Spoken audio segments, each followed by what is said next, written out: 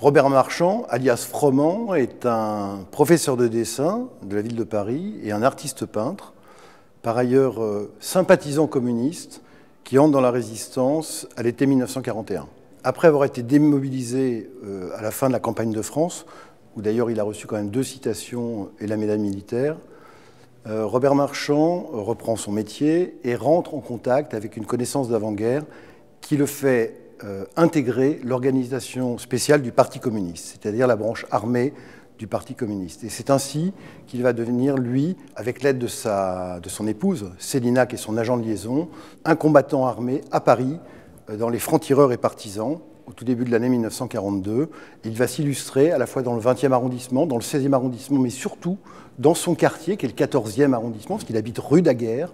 dans l'attaque de soldats allemands, l'attaque d'un café, le café de l'Océan qui se trouve avenue du Maine, l'attaque d'une sentinelle, du poste de garde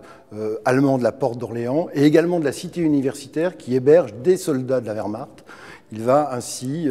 multiplier les actions jusqu'à son arrestation en avril 1942 sur une dénonciation. Alors, il est arrêté, Robert Marchand, non pas par les Allemands, mais par la police française, et il va être conduit à la préfecture de police et remis entre les mains de la brigade spéciale numéro 2, qui est en charge de la lutte dite antiterroriste, donc celle qui s'abat en réalité sur les résistants. Et Robert Marchand va être pendant plusieurs jours abominablement torturé dans des conditions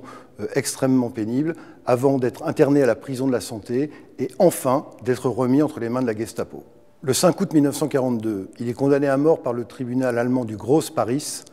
et il va être exécuté au stand de tir de Ballard, qui est le lieu parisien où le plus grand nombre de résistants durant l'occupation ont été exécutés par les Allemands. Il est fusillé le 22 août 1942. Ce jour-là, il écrit une dernière lettre à ses parents, à qui il rend hommage en leur disant « Je meurs heureux d'avoir fait mon devoir ».